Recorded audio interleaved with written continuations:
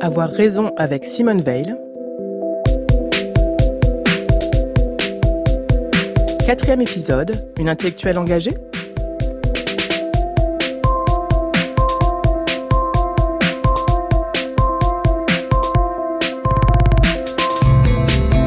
Comme chez Simone Veil, la vérité et le réel se confondent, il ne saurait y avoir de théorie qui ne repose sur l'épreuve de la réalité.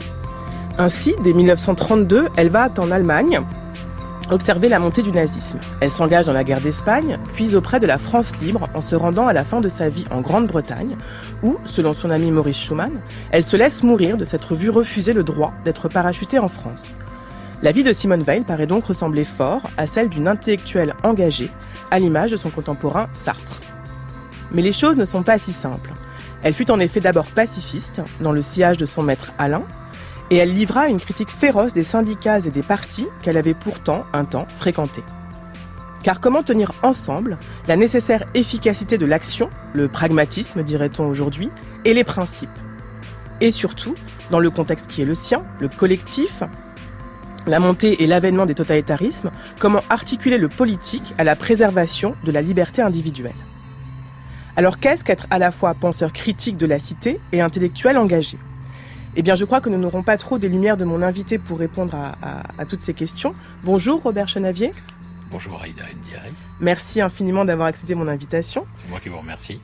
Alors, vous êtes professeur agrégé et docteur en philosophie et vous êtes notamment l'auteur de Simone Veil, une philosophie du travail, et de Simone Veil, l'attention au réel, paru en 2009 chez Michalon. Vous êtes enfin et peut-être surtout directeur de l'équipe éditoriale chargée de l'établissement des œuvres complètes de Simone Veil aux éditions Gallimard et directeur de la publication des cahiers Simone Veil. Alors, on en a rapidement parlé dans le premier épisode. L'engagement de Simone Veil est une constante dans sa vie dès le plus jeune âge. On a parlé également hier de ses engagements à l'usine, mais l'engagement au sens politique, citoyen, fait vraiment partie de sa vie. Oui, on peut dire que l'engagement, c'est sa vie.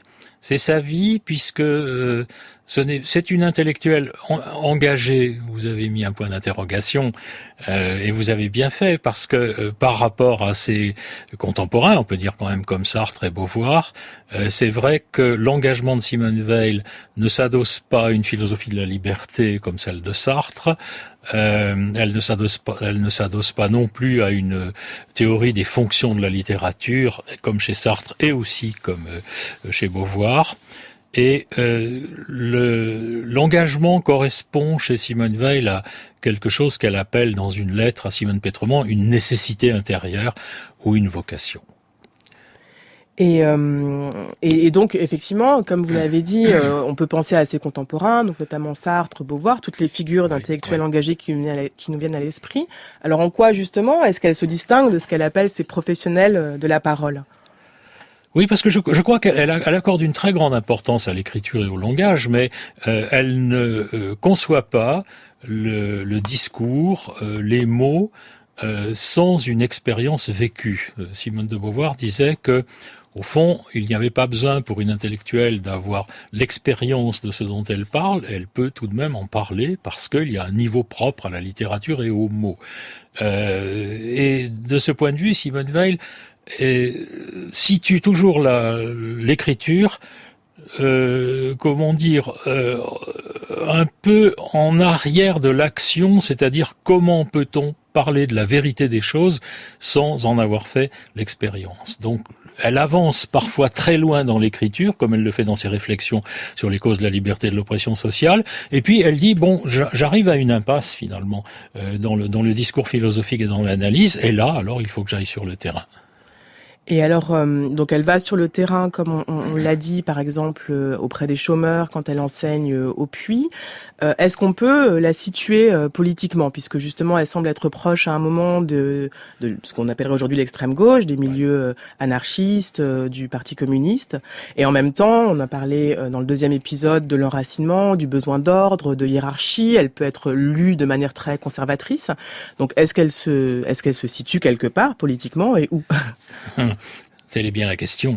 Il est certain que dans sa prime jeunesse, Elle est pacifiste, elle s'engage dans beaucoup de pétitions et d'actions antimilitaristes contre la guerre. Elle fréquente beaucoup les milieux du syndicalisme révolutionnaire.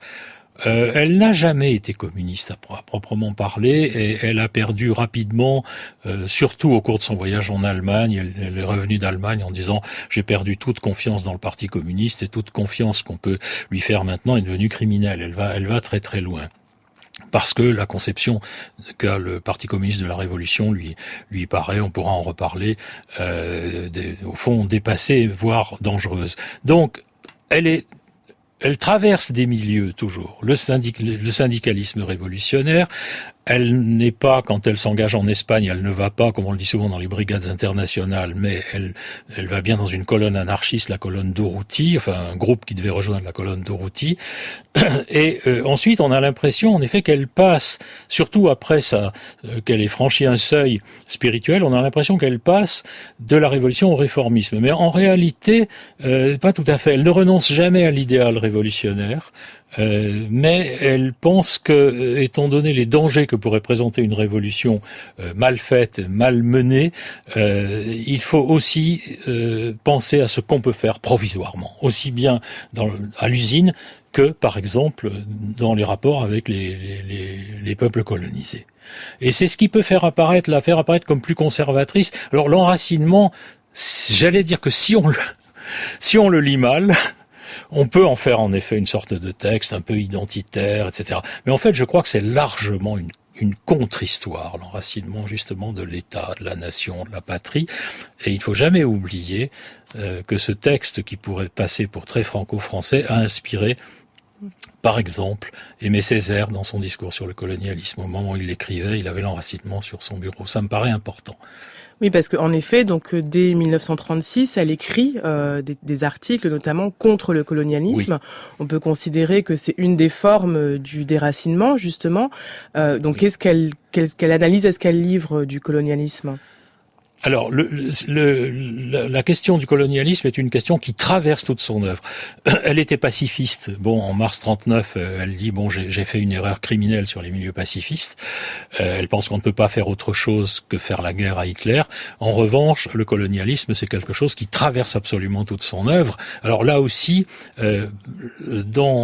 encore jusqu'en 1932, elle pense que probablement il peut y avoir des luttes d'indépendance qui mèneront à une victoire, etc. Et puis, peu à peu, on a l'impression que là aussi, elle tempère un peu ses propos, mais si elle estime que pendant la guerre, la France, si elle veut retrouver une vraie grandeur, doit être complètement dans le camp de la justice, ça veut dire qu'elle doit faire un effort pour faire que les sujets dans les colonies deviennent des citoyens.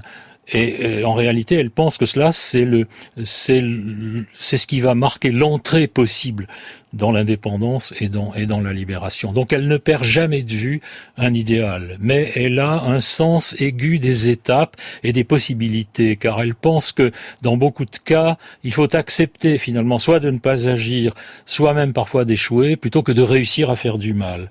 C'est ce qui peut donner cette impression que parfois elle est très en retrait par rapport à sa prime jeunesse. Et alors, ce qui est aussi particulier dans son engagement, c'est que elle continue, tout en s'engageant, à écrire, à penser, à réfléchir. Elle reste justement philosophe et agissante, si je puis dire, et engagée. Oui. Ah oui, elle écrira à Schumann, donc pendant la guerre, quand elle est à Londres, elle lui dira au fond, en dehors du bien que je peux faire aux autres, j'ai toujours eu une vocation, c'est l'attente de la vérité. Mais comme elle définit la vérité en disant c'est quelque chose d'expérimental, il n'y a pas d'amour de la vérité, mais il y a des objets qui sont l'occasion d'atteindre une vérité. Par exemple, si la vérité du travail, eh bien, c'est de travailler, c'est de faire cette expérience et cette épreuve. Par conséquent, pour chaque domaine, il y a une expérience propre qui fait que la réflexion sur le vrai ou sur le beau, etc., n'est jamais indépendante justement d'un engagement ou de quelque chose qui serait peut-être plus juste que l'engagement, j'allais dire, du fait de s'exposer, être exposé, c'est le maître mot.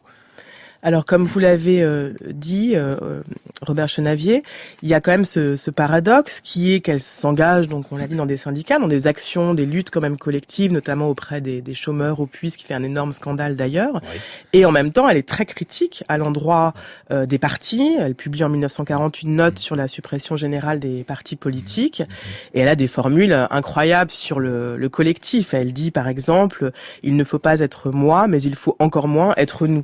Alors comment comprendre ce paradoxe en fait entre un engagement dans des luttes sociales, une préoccupation constante du commun en fait, et cette critique du collectif? Oui, de toute façon, elle vit déchirée. Elle vit déchirée jusqu'au bout. Alors, ce qu'elle n'aime pas dans le moi, c'est cet être qui veut avoir une existence puissante, et là, évidemment, elle est aux antipodes de la philosophie de l'existence, et notamment d'un Sartre. Elle connaît un peu Heidegger, elle parle du Dasein, mais elle dit les existentialistes sont trompés sur l'existence, qui n'est finalement qu'un ersatz de l'être. Bon, donc, en réalité, il faut rester une intellectuelle absolue, d'une certaine façon, même quand on est engagé profondément dans une action. Et c'est ce qu'elle fera toujours. Et c'est pour ça qu'elle traversera si vite, je crois, tous les milieux, finalement, dans lesquels elle œuvrera. Parce qu'il y a un moment où elle dira, ça, c'est définitivement incompatible avec mes exigences intellectuelles. C'est ce qu'elle fera aussi à Londres, où elle rompra très tard, mais avec la France libre, en disant, je ne veux plus rien avoir à faire avec la France libre, elle qui est allée à Londres quand même, pour s'y engager, parce que, malheureusement, De Gaulle, les partis, etc., vont reprendre le rôle qu'ils avaient probablement sous la Troisième République, et ça, c'est quelque chose que je ne peux pas vouloir.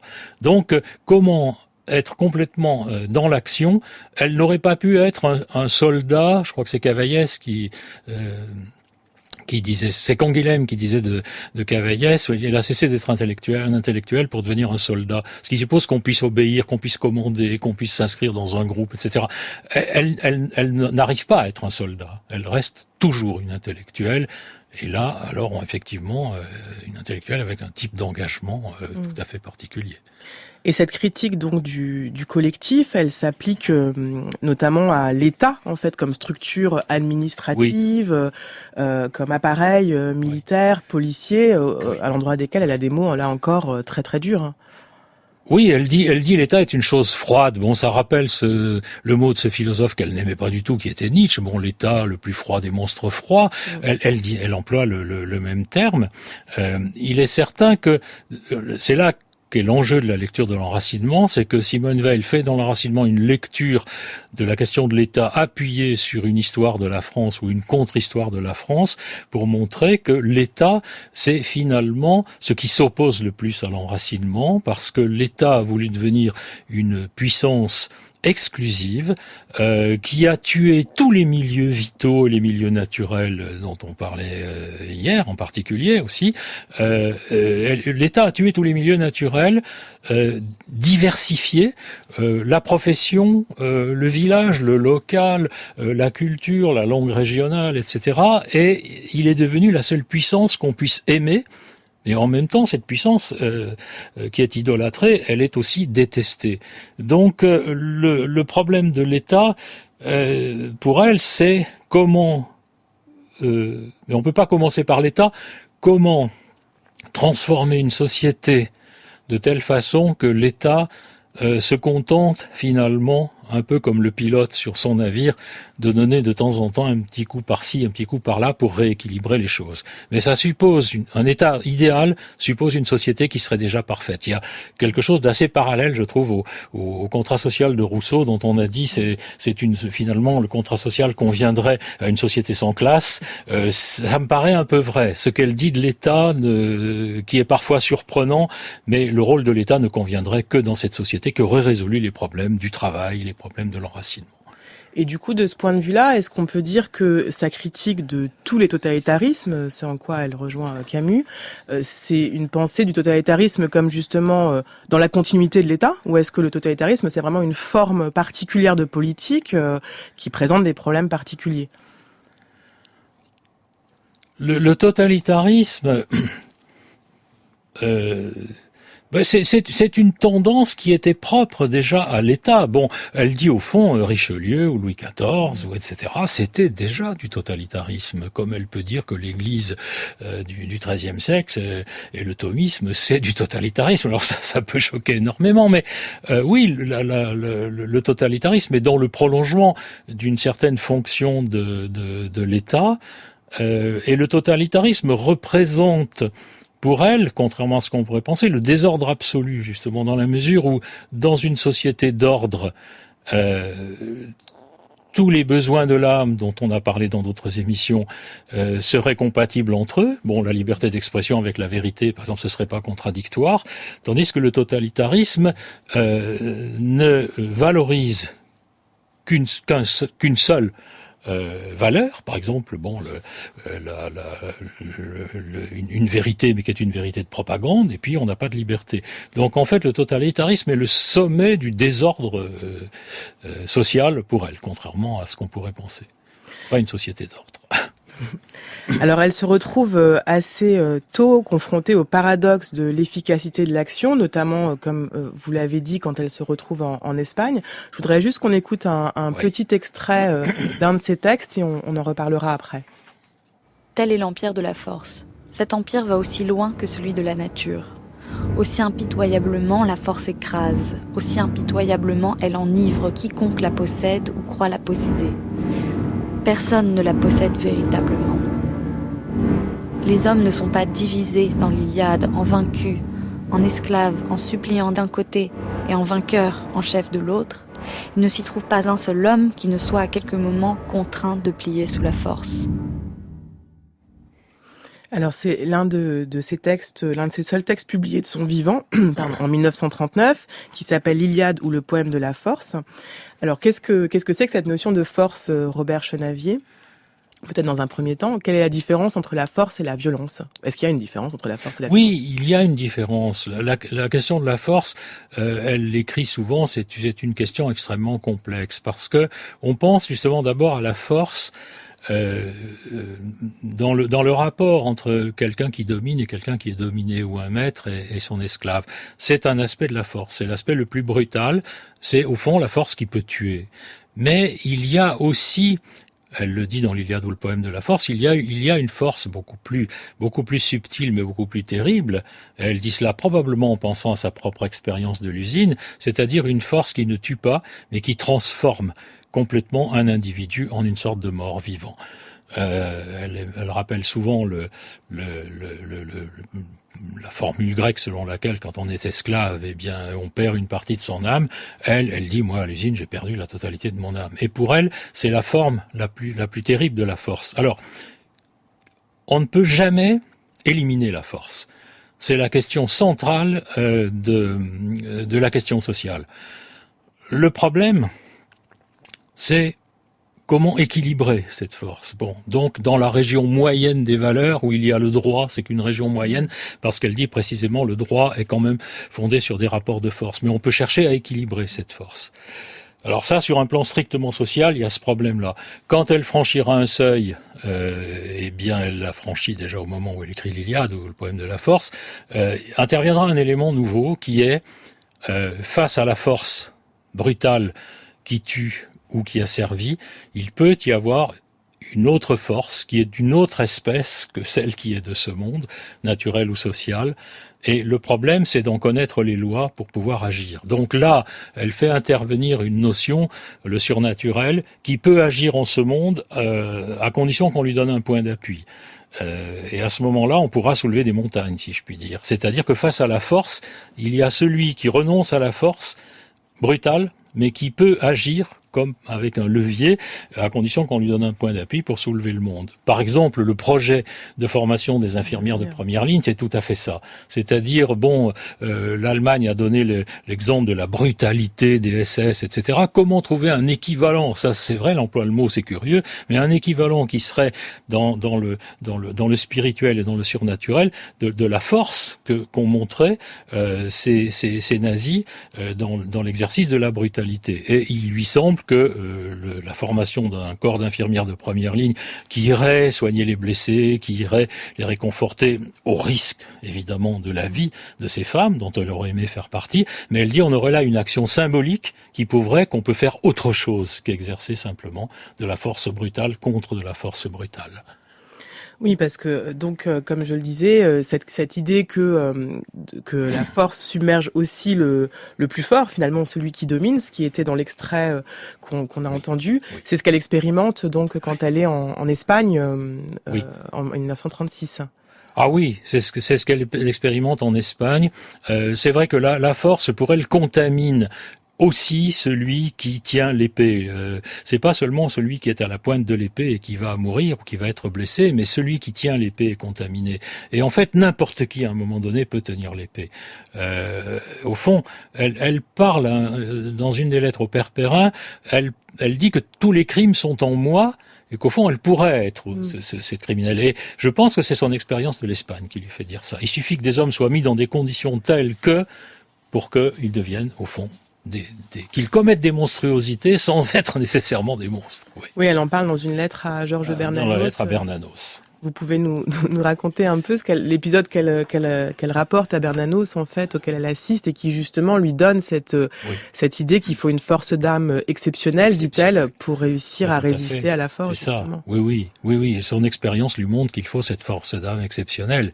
Et elle raconte effectivement un épisode qui est pas tout à fait exact historiquement, mais bon, elle pouvait pas le savoir, où en effet un jeune fasciste d'une quinzaine d'années, Durruti, donc anarchiste, lui aurait dit, eh bien, ou tu te convertis à notre cause, ou bien tu seras fusillé. Et donc, il a été fusillé. Elle dit pourtant, Durruti n'était pas un monstre, précisément.